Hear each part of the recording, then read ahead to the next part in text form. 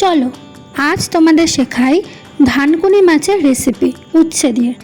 জানি আমার মতো তোমরা অনেকেই এই মাছের নাম শোনোনি, সেই জন্যই শেখানো। রান্নাটা শেখাবে আজকে আমার জেঠিমণি। প্রথমে কড়াইতে সর্ষের তেল গরম করে নেব, তারপর তাতে দেব আগে থেকে ধুয়ে নুন হলুদ দিয়ে রাখা মাছগুলো। তারপর সেটাকে ভালো করে ভেজে নেব।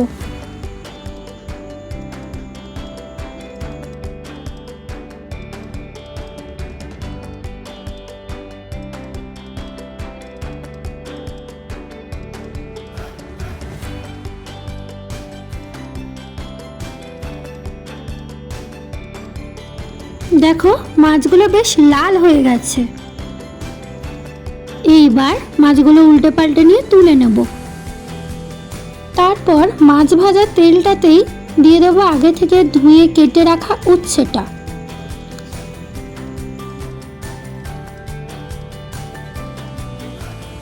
উচ্ছেগুলো ভালো করে দেওয়া হয়ে গেলে তাতে দেব নুন সামান্য পরিমাণে।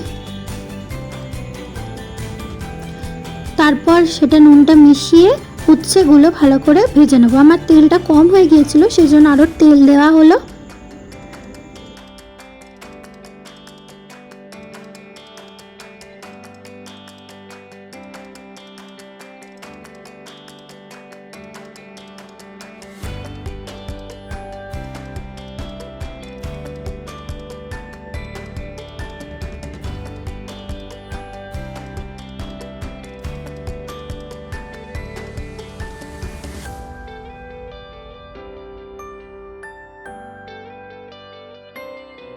উচ্ছেগুলো বেশ লাল লাল মতো ভাজা হয়ে গেলে তারপর উচ্ছেটাও তুলে নেব।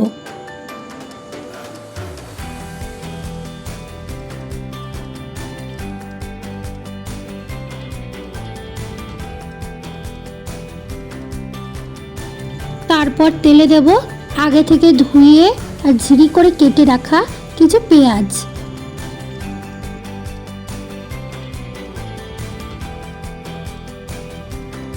পেঁয়াজটাও যখন আধ ভাজা মতো হয়ে আসবে তখন তাতে পরিমাণ মতো নুনটা দিয়ে দেব।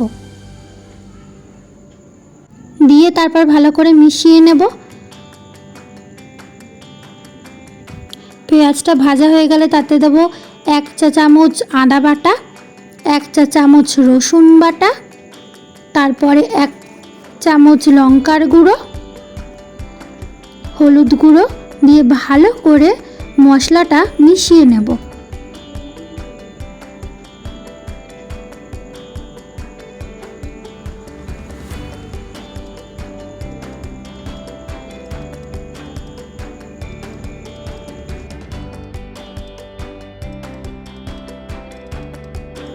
মেশানো হয়ে গেলে ভালো করে মশলাটা যখন কষে যাবে, দেখতেই পাচ্ছ কষে যাওয়ার পর আমরা তাতে দিয়ে দেব 1 বাটি জল।